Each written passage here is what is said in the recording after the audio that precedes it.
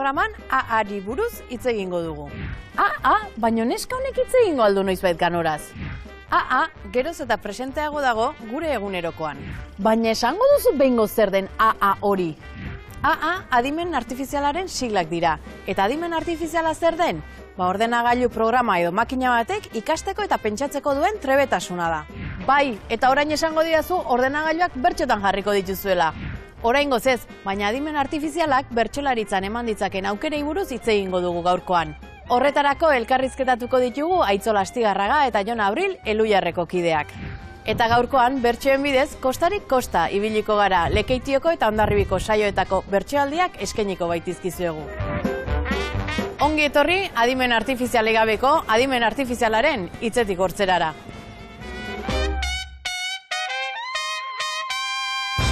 Iluntzeon lekitxo ala eskaintzea, dagokigu Soniaren hitzei jarraitzea. Partez amorratzea, partez alaitzea, herri txiki polit hau berresan aitzea, ea alde daukagun erreka aizea.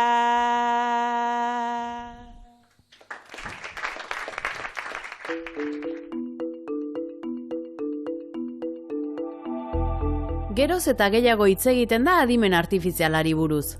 Bertsolaritzan eman ditzakeen aukeren berri jakin asmoz hurbildu gara Elhuyarrera. Jon Abril, Elhuyarreko koordinatzaile nagusiarekin eta Aitzol Astigarraga, oraiko koordinatzailearekin hitz egiteko. Aitzol, Jon, adimen artifizialaren inguruko aukere eta mehatxuen taula asko egin behar izatzen dituzten Elhuyarren.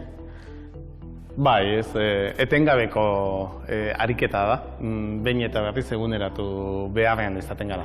Bai, baina azkenien labur bildu daiteke ez, gure bildurrak bi multzotan, edo makinak gure zerbitzura jarriko ditugun, edo eta gu egongo gehan makinen zerbitzura. Badirudi, etorkizuneko zerbait dela, baina hemen dago adimen artifiziala. Egunerokoan dugu, gure poltsikoan bertan, telefono mugikorra hartzen dugunean, laneko hainbat atazatan eta gero eta presenteago eta gero eta gehiago erabiliko dugu modu konstientean. Eta zer egin beharko genuke, beldurtu edo erabiltzen ikasi? Beldurtu behin ere ez, erabiltzen ikasi, dudik gabe. Teknologia berri eta disruptibo guztiek beti sortu dute ez, gizaterian beldur bat edo baino argi dugu Euskarak ere behar duela, eremu horretan egon, teknologia berrien eremu horretan egon. Ea, aukera horietatik zer ikas genezaken.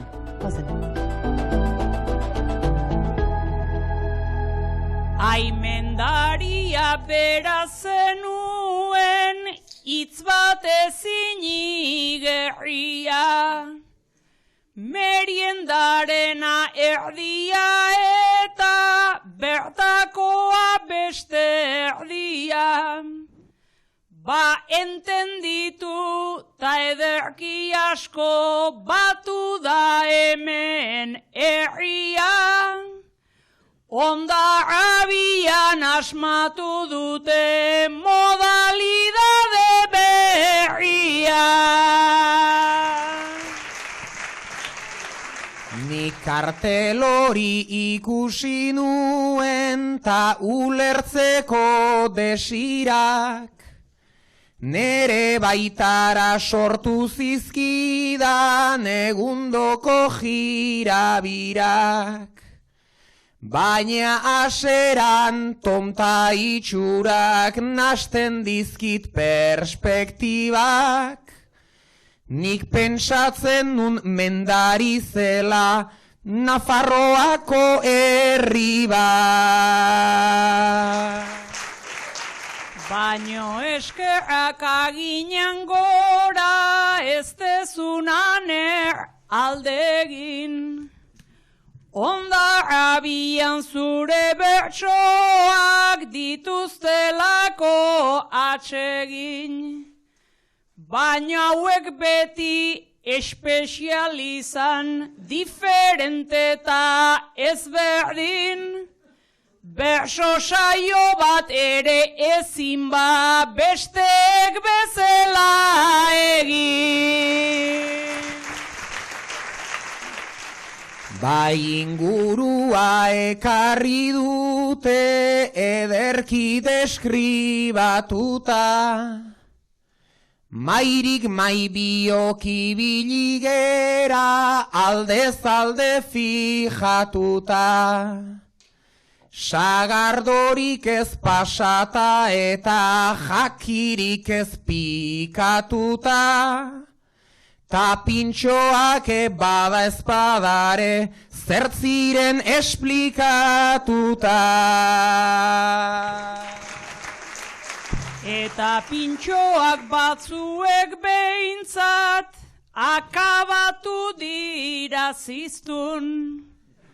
Horko tortillak ta empanadak bakandu dira segitun. Tristura pixkat hartu detaner nik lehenbiziko begitun. Onda abira behin etorriko tantxoak espero nitun. Zukantxoak nahi zenituela, baina lakorik ez klaro. Jarri gaituzte gaurko pintxito modernitoen esklabo. Orain pudinak ta bro eta brauniak prestatzen dira festaro. Jada herria ta elitea distingitzerik ez dago.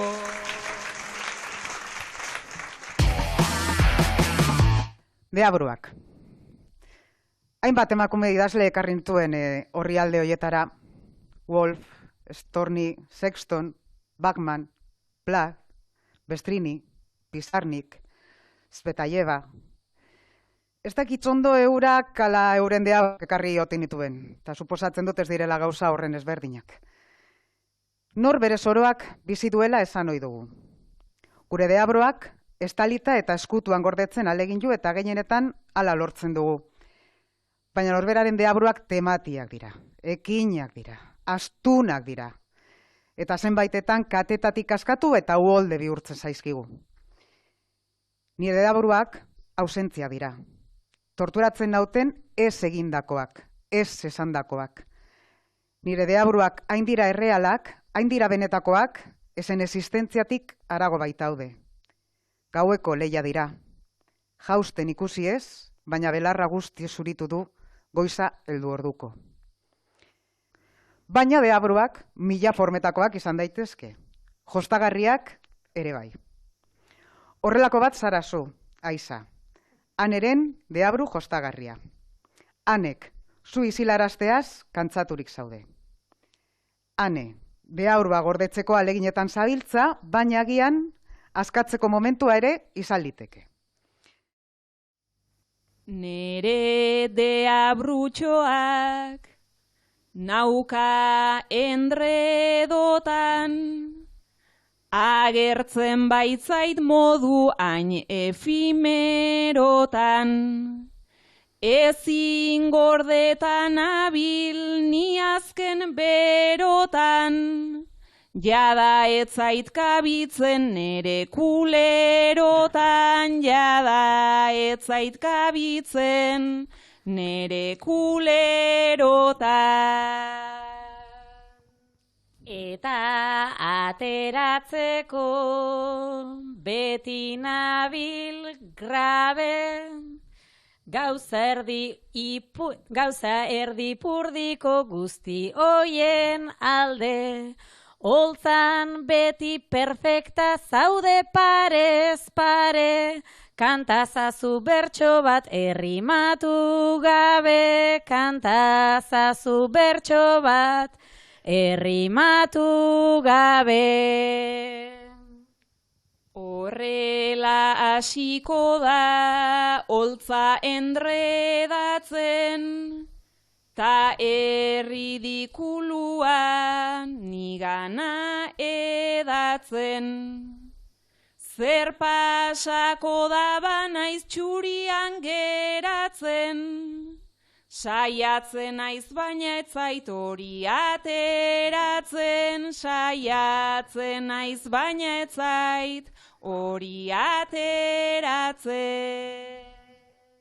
Asko saiatu arren ez duzu lortuko, zuk perfekzio horri ezin egin uko, ta hurrengoan gairen bat ez bada gustuko, bertsorik ez botata eserita punto, bertsorik ez botata eserita punto. Horrek izango luke nahikoa entzute, baina gogoa nola bihurtu bertute. Aspaldi hartu gabeko txupitoen truke, zurekin parranda bat egin nahiko nuke, zurekin parranda bat egin nahiko nuke. Ez dizut egin behar hainbat propaganda, berez nirekin errez pasatzen da langa. Lehen orduan dator txupitoen txanda, baina oroitzen alduzu zer den baparranda, baina oroitzen alduzu zer den baparranda. Aspaldian zerbezak dauzkat ordaintzeko, zauri bat badaukat ta guztiz orbaintzeko. Gauaren ilunpera lasaila baintzeko, zuri eskatuko dizut, umea zaintzeko, zuri eskatuko dizut, umea zaintzeko.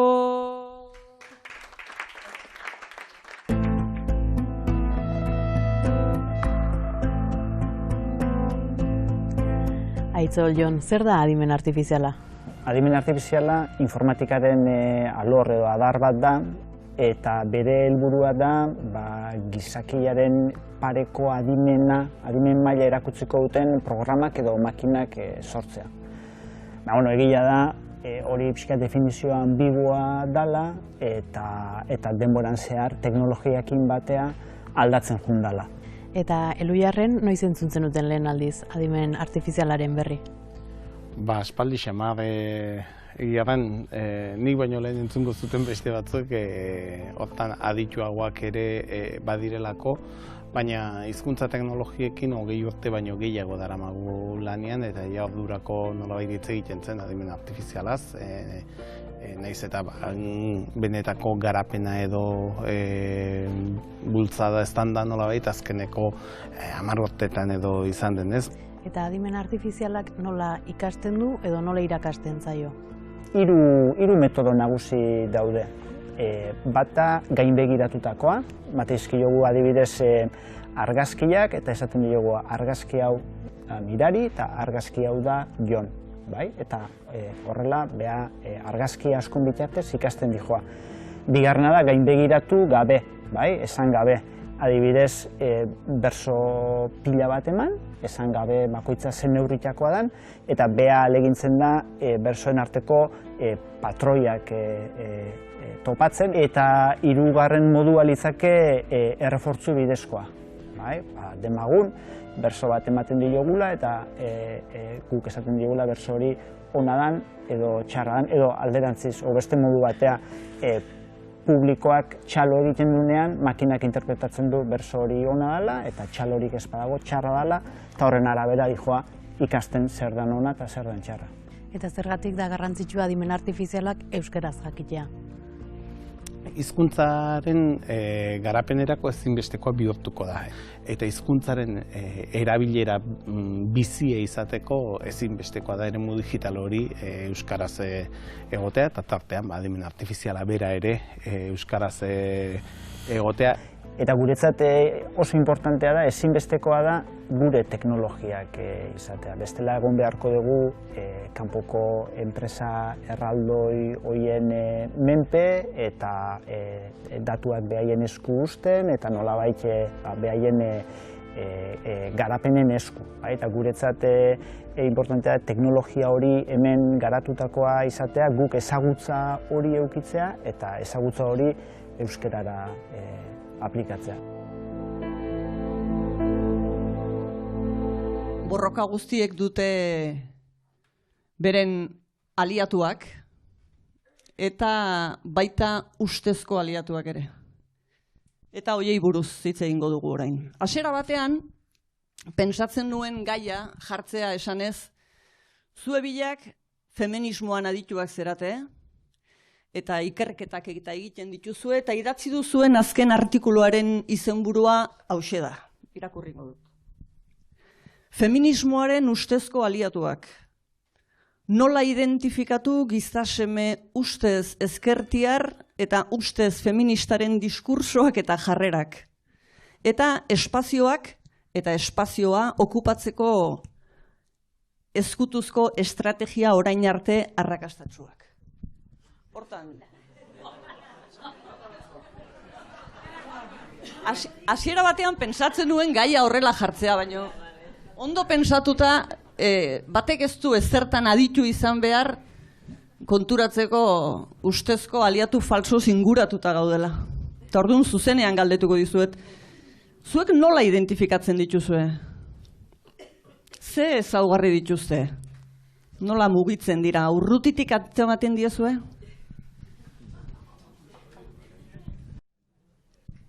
Bada espezie bat nahiko faltsua, identifikatzen dedana, barkatu esanez hartzen du hitza eta hortik hasten da dana. Denei begira eta suabe, ontzen du bere esana, ta hartzerako hitzaren jabe ordu erdi bat darama.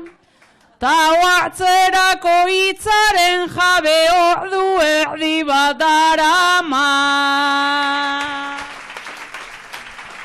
Gizon klase bat jatorra baina, beti bainatik aurrera, nola baitere egiten duna modua deitsuan harrera. Daukana oso barneratua privilegioen zera, berdin dauzkata ibiltzen ditu, baina orain kontziente da. Berdin dauzkata ibiltzen ditu, baina orain kontziente da. Badaliatu politiko bat, jantzia txaketa beltzez, bere txapatxo garaikideaz eta beteta ametsez. Ta esaten du, ze baitaki dena bete dela ertzez. Gu euskaldunak ta euskaldunok, eta gero ez. Gu euskaldunak ta euskaldunok, eta gero ez.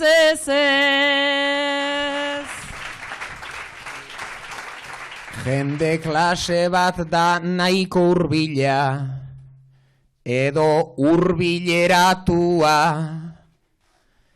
nahi gabe edo osatzen duna gure arteko tratua.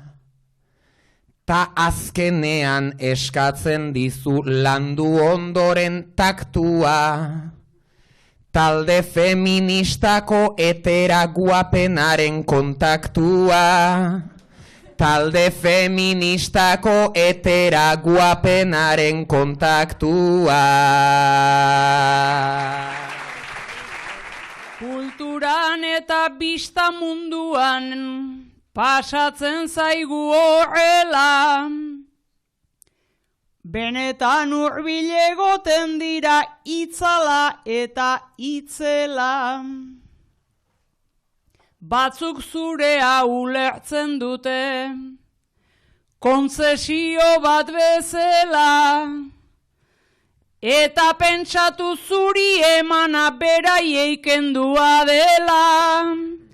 Eta pentsatu zuri emana beraiei kendua dela.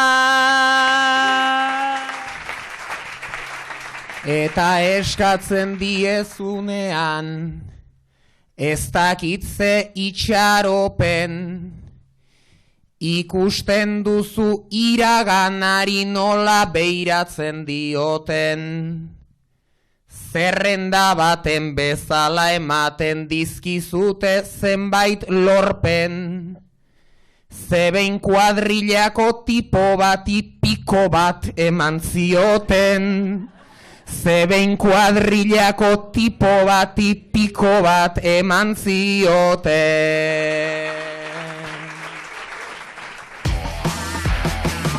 Ane, Aiza Ilobak liburu bat jarri dizu eskuartean. Zuk idatzi zenuela kontatzen ari zaizu. Baina zuk ezetz eta ezetz. Hori ezin zarela zu izan. Ez duzula hizkuntza hori ezagutzen. Liburu xume bat hortxe, ez dauka nahiko marketin, behin amonaren lana izana, bilobarentzat etekin. Ezinezko danik idaztea, hori orain onartu ezin. Liburu oso bat ezin da idatzi, ez dakizkidan hitzekin.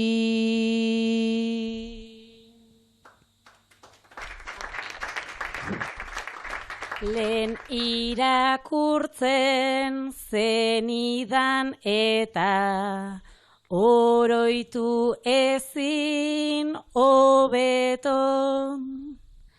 Hitzak zuk goitik bera esanak, letraz letrata perfecto. Gogoa duzu nabaritzen dut, esku artean hartzeko. Eta oraindik ez da berandu, hizkuntza berri ikasteko. Ez dakit ala egin daiteken, josita nago marmolez, lehen burmuina beti borborka, ideiaz eta odolez. Diglosia hau azalditeke, ezur mamizta oskolez, zerbaitegatik deteraikita, memoria espainolez. Ta espainolez dituzu beraz, oraingo oroitzapenak, baina garaian zeuk idatziak, horko anekdota zuzenak. Ta naiz tadinak beregan izan, ahazturaren kondenak, benetan ahaztu ote dituzu, horko istorio denak. Jakin ezazu nere bizitza Barakaldon hasi zela, gero Lekitxon porturatuta, ez nenbilen hain goibela, eskuartean liburutxo bat, txikia baina itzela, gogorarazi zaidazu noizbait, euskaldun izan nintzela. Gogorarazten nola ez izan, zure jobaren laguntzan, esaten dute pentsamenduak, hizkuntzan daukala funtsan. Gure burmuinak ez du ahazten, dakarren antolakuntza, eta barruan berez dituzu, gordeta hainbat hizkuntza.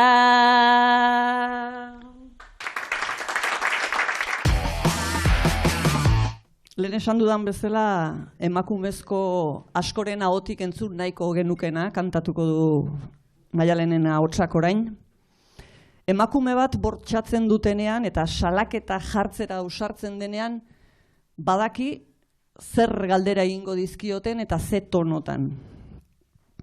Eta aurretik sentitzen duen minari eta morruari gehitzen zaizkio sentiarazten dioten beldurra, lotsa, errua, indar eta babes falta. Eta horrela ez da erresa inoren galderei zuzein eta behar den bezala erantzutea. Baina egingo dugu irudimen ariketa bat, nola erantzun galdera hauei, minez eta amorrazitan noski, baina beldurri gabe, lotsari gabe, erru sentimenduri gabe, indarrez, burua tente, azken batean esateko duzuna esan da gorde gabe. Zergatik etzenion ezetzikan esan, ahoa itxi zidan mutu seginezan, gizona haundia zan ta erreza etzan, naizta saiatu nintzen ni autodefentsan. Nolatan etzenuen laguntzik eskatu, berriz ere ahoa baizidan tapatu, ta haren lagunak gehiago batu, gizonak bat direla ez dizu kontatu. Lehen ere gertatu altzaizu olakorik, ez dizut kontatuko gertaturikorik. Zeren horrelakoa bai baitut askonik, ta errudun sentitzeko ez daukat asmorik. Ez du ematen zaudenik hain afektatuta, min ematen aldizut buru altxatuta. Gertatu zaigun asko gu gaude batuta, honek bakarrarengan zentzurik ez duta. Oain etxera bidean begiak zabaldu, juezak ene mesedez bururik bai aldu. Jueza polizia horreke igualdu. Gizatasuna hain noiz zenuen zuk galdu.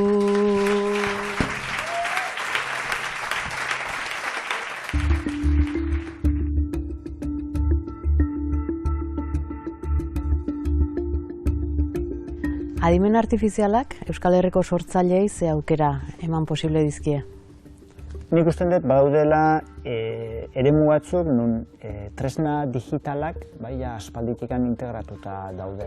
Azkeneko olatu honek adimen artifizial sortzailearenak tresnak eta aukera berriak ekarri ditu, baina baita ere zenbait arrisku ere, ezta? Eta ikusi dugu oso erresa dela tresna horietakoak erabilita irudiak sortzea, kantuak egitea edo moldatzea, musika edo irudigintzako oinarririk eduki gabe eta gainera lan horien atribuzioa zuretzat hartzean. Badaude aukerak, mezuak zabaltzeko, testu berriak eta formatu berriak sortzeko edo sorkuntza egiteko adimen artifizialakin batea, baina badaude arriskuak ere.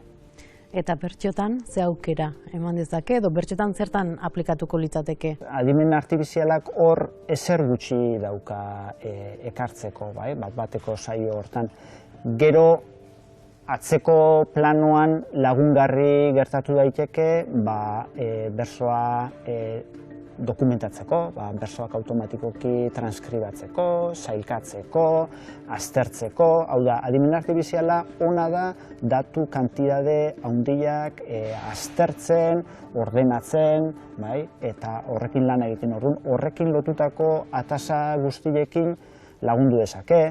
Eta adimen artifizialak bertxotan badaki?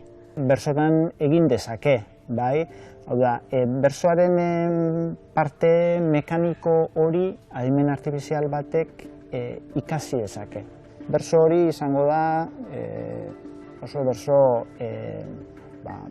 mekanikoa, zenet intelektualki ez du aparteko ezer eukiko, ez dio komunikatiboki ezer aportatuko, ez da izango improvisazioan oinarritutako, hau da, bersoaren funtxo horri ez dio erantzungo.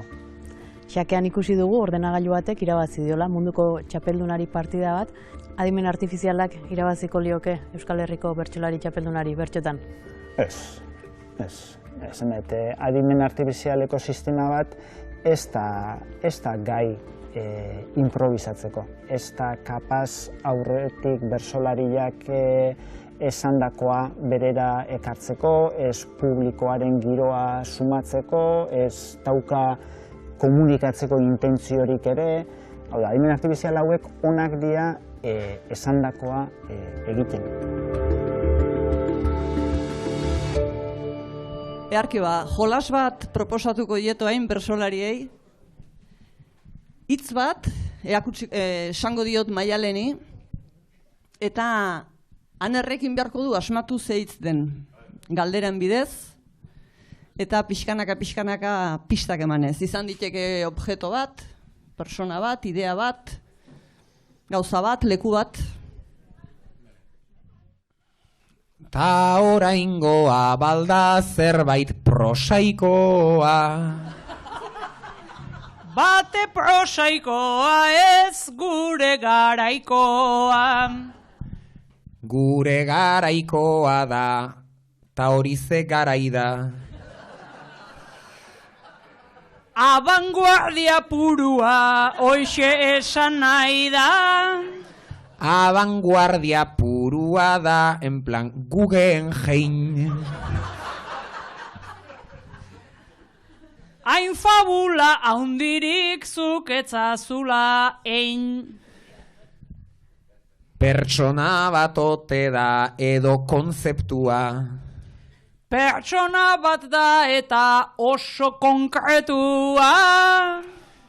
Ta ezagutzen ote dut nik parez parera. Zure parera ez da ez agertzen bera.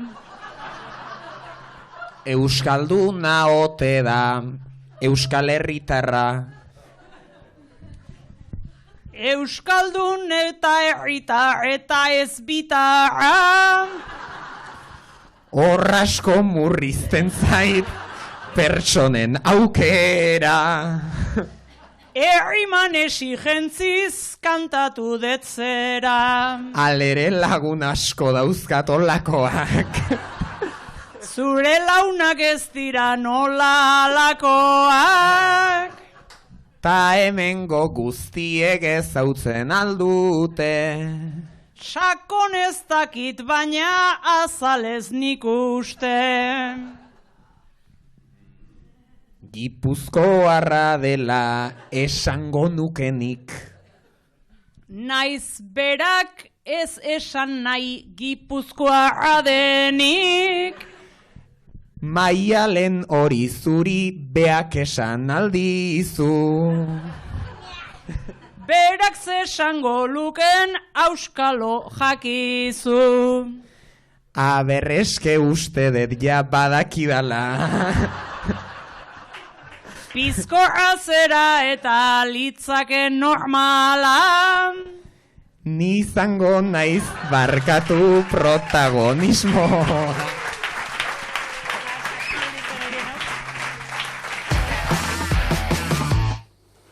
Ane, haurdun zaude. Pozik eta ilusioz beterik. Hala ere, beldurrikarak lantzean behin hartzen zaitu. Kate hori eteteko gai izango tezaren ez dakizula. Amarik ama euntzen, dijo alako katea,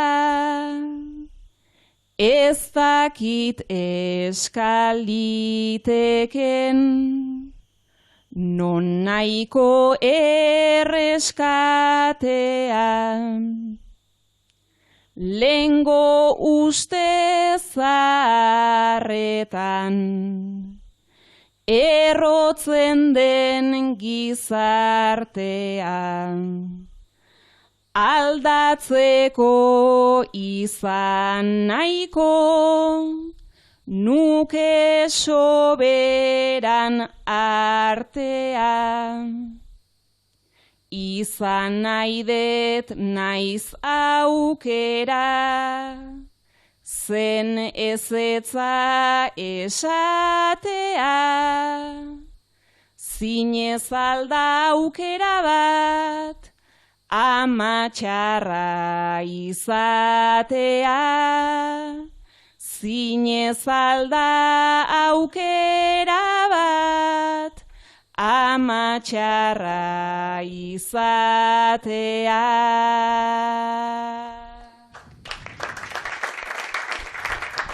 Zalantzak ernetzen zaizkit, behin ta berriz min gainean, aurra eziko aldedan, horren modu bikainean. Laister hemen egongo da, bera epe ertainean. Tanik ama etiketa, jasoko det ordainean. Pentsatzeke puntuetan, estrietan orbainean, dagoeneko sentitzen det, begirada bat gainean. Dagoeneko sentitzen det, begirada bat gainean.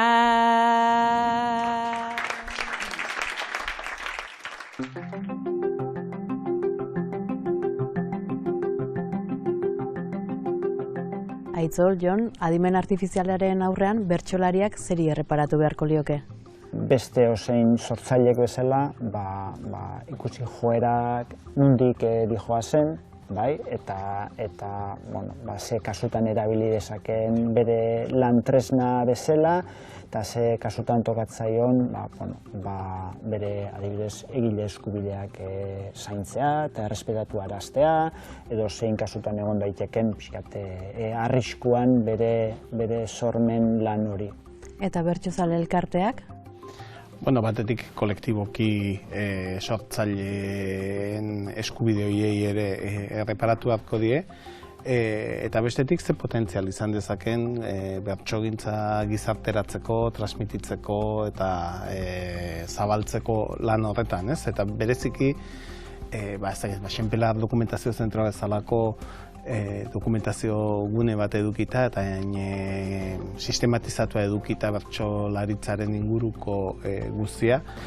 Badauden nik uste dut hainbat eremu interesgarri izan daitezkenak eta justuki gurekin batera hausnarketa hori abiatu du bertsozale elkarteak, ez? Zertarako erabili daiteken adimen artifiziala, ze arrisku eta mehatxu izan ditzaken, baina baita ere ze aukera eta ze aukera eta bagune irekitzen den bertsolaritzarentzat eta bertsogintzarentzat horrelako tresnak egunerokoan integratzea, ez? Uste dute hausnarketa egitea interesgarria dela eta horrek ekarriko duela modu ordenatu batean ere eta kontziente izan da zertarako erabiltzen diren, horra pausoak emateko, ez?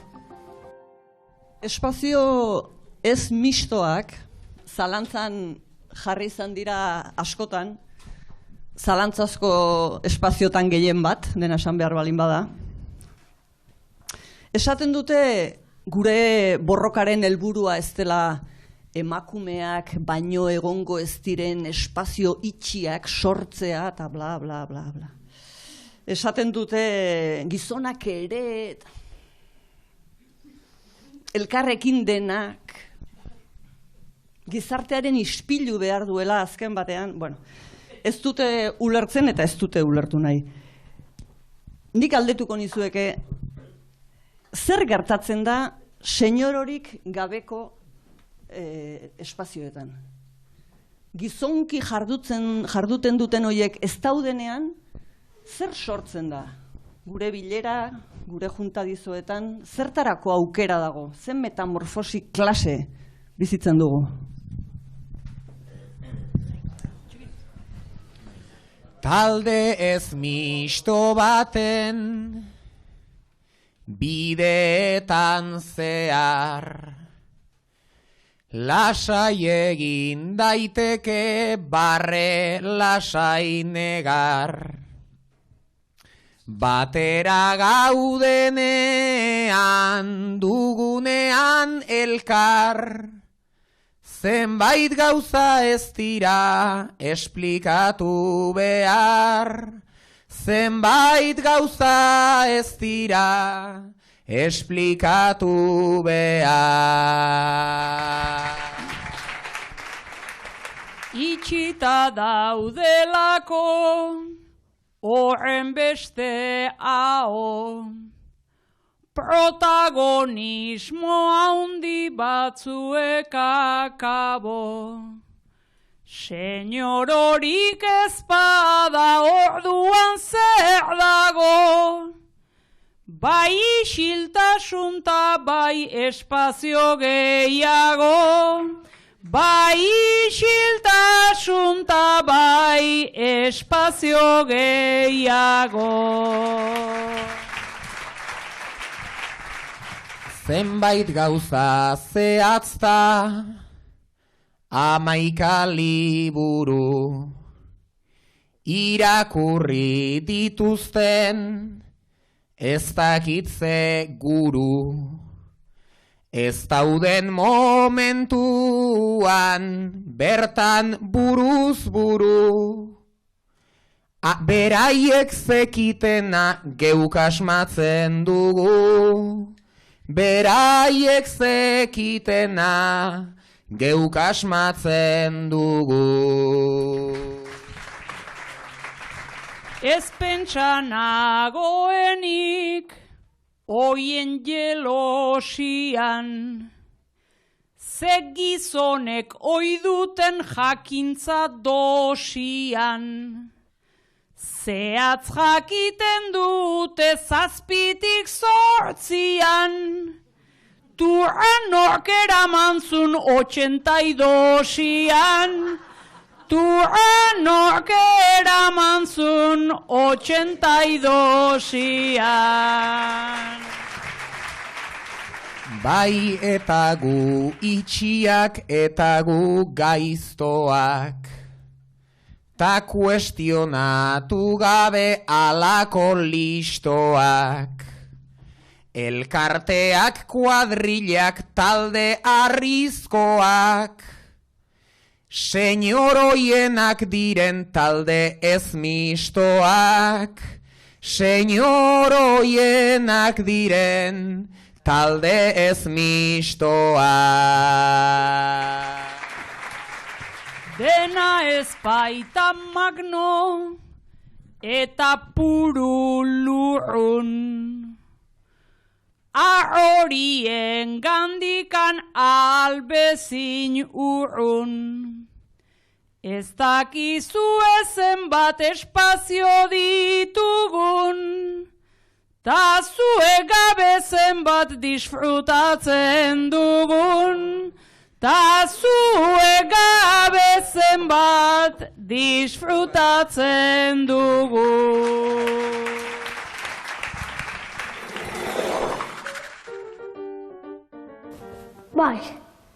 Bai, hola erakutsi teixo. Delako azkenen fina, familiako norbait, eta orduan, Bai, bauzu bererekin konfiantza. Eta espertuta zaudenean, igual berarekin egin dezakezu bertxotan denbora pasa gixan, edo. Erakutsi aldikutelako gauzak ez dakizkigun gauzak eta laguntzea beste. Osa bertzo zaietara prestatzen eta horrela. Bertzotaz hitz egin izateko. Eta horrela lagundu elizateko bertso klaseak hobeto eramaten eta gauzak azkarrago pentsatzen. Ez, niri ez. Igual presiño larrei, edo igual nire guraso horregaz edo konparetie larrei, eta ezingo neban. Eta sustuta interesatzen bagire bertsoari eta badugu familiatik bertsolari bat. Gehiago joanek eda ikusten. Beri gehiago interesatuko ginen. Zure gurasoren bat igual izen bada bertsolari igual, ez dakizu zuri guztetan maiatzun bertsolaritza, zure gurasoa dalako, ala bere zuri guztetan jatxulako, bai, ez dakit. Eta divertigarria, ez? Izango zen, azkenean, izango zenuen, hitz egiteko pertsona bat edo zure arazoa galdetzeko. Liburua sortu zen momentuan, Siria zen, gaur Palestina. Gazako, zuen lurretara itzuli zarete, baina jadanik ez da eserran. Arraildura erraldoi huts bat, lur antzua besterik ez, eta lur horretaz ere desjabetu nahi zaituztete. Lur hau okupatzeko bada aski saio, noiz baite esan genion behartuta aio, baina ni erroari lotuko natzaio,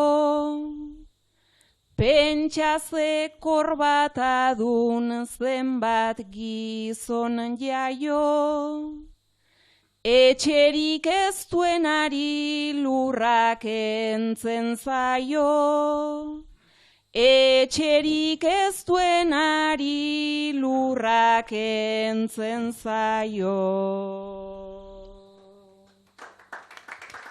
Eta etengabeko lurren lapurretan, Aireko erasota bombardeak eta gogoratzen dut lengo plaza hau beteta. Arrizkoa sentitzen ari naiz tarteka. Amorruak tristura estaltzen dit eta amorruak tristura estaltzen dit eta Burbuina jartzen dute pantailan beratzen eta gu aspiratzen, eta gu beratzen. Kontzentrak egin baina, ez dute geratzen. Eta nik sentitzen dut mina barneratzen. Jada negarrik ere etzaiteratzen. Jada negarrik ere etzaiteratzen. Negarrik ez da jausten jamasaietaran. Eguneroko egin baizaigu ikara, esna eta alerta pasatzea gaba, 11 urte goaz modu honetara, ta ezin gara oitu egin gara, ta ezin gara oitu egin gara.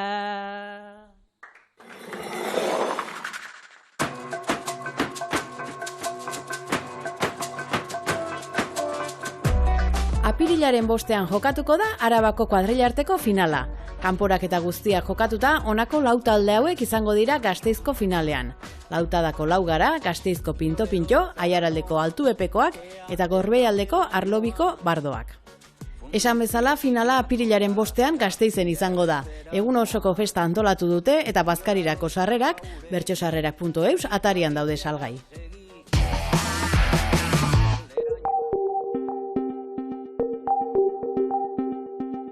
Adimen artifizialak noizbait ordezka dezake epaileen lana?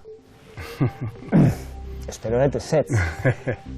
Edo beste modu batea esan da, elitzaidake gustatuko makina batek objektiboki epaitu alizateko moduko bersogintza bat edukitzeik. Hau da, adimen artifizialak edo algoritmoek aztertu ditzakete alderdi formalak.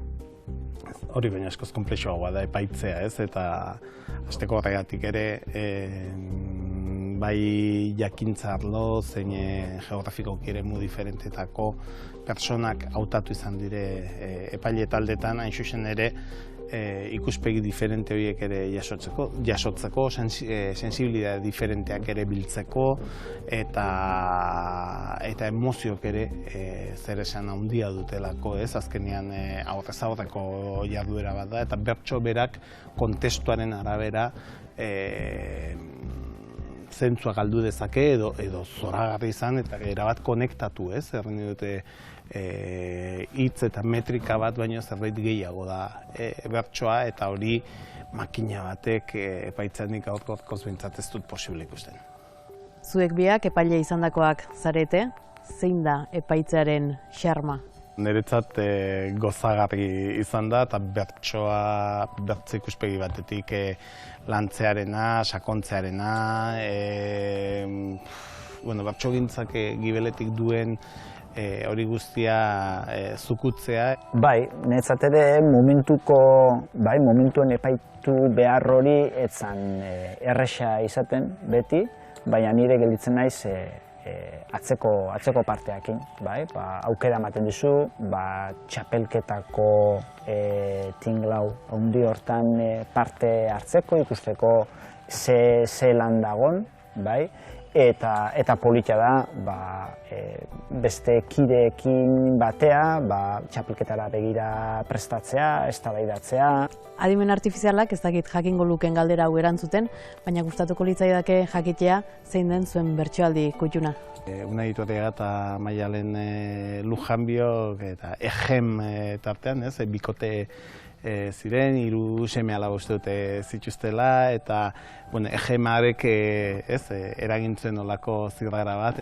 Oin horrek eukizun eragina momentuan ez dago baloratzerik. Puntutan jasotzerik ez dago, ez da joan. Zan nahi dute saio ura, final ura, horrek markatu zuen da gero aipamen desente izan zian, eta saioa pixkate bideratu zuen, baina hori momentuko puntuazioak ez du... Baina sorkuntzaldetik uste dut gaudela ikaragarrizko ekarpen batean, ez? Eta hori da behar badagian sekula adimen artifizialak lortuko zuen, ez? Zerbait magikoa. Bai, hori da, erabat ados. Errima horrek zaukan esan karga ikaragarri bat, eta hori intentzio guztiakin botatzen du momentu hortan unaik, eta hori adimen artifizialeko makina batek ez luke egingo, baina... Bertsoaldi hori gogoratu, agurtuko zaituztet, Jon Abril eta Itzola Astigarraga, eskerrik asko, eta laster arte. Mila eskartzuei. Oso ondo, Jon. Hirume txikiren gurasoak zarete.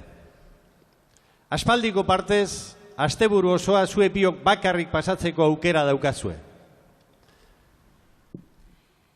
Ez da bat eta ez da bi ere, 3 ta 3 da 3. 3 neketa, 3 lankarga, bider 3 zenbat diru. Umeak nola gainetik endu, pentsatzen gabiltz betigu, ta orain bakarri geratu eta ia zein ez dakigu, ia zein ez dakigu.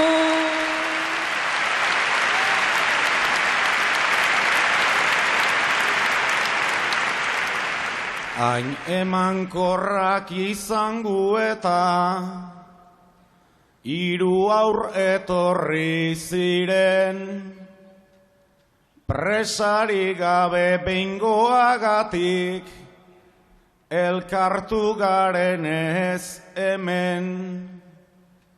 Igual aukera dugu gaurkoa, zera egiteko ejem. Ia aztuta daukat maitea, gulen nundik hasten ginen, gulen nundik hasten ginen.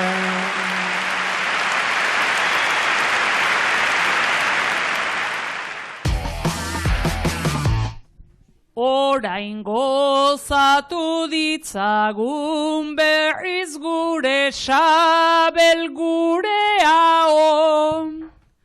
Lehen mokadu bat jandugu, baina badago lako gehiago.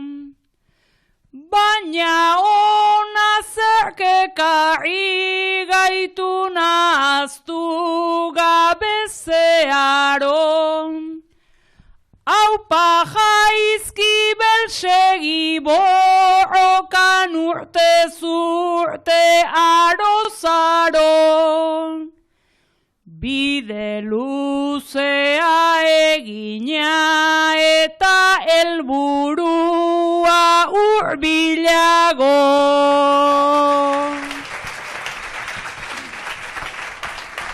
Surrealista eman dezake hasieran baina tira. oraindik ere realidadea zenbait tokitan hori da. Ta jaizki beleke karri baitu gatazka osoa argira. Segi indarrez, segi aurrera, helburuari begira. Gu ez gara inoiz nekatukota, haiek nekatuko dira.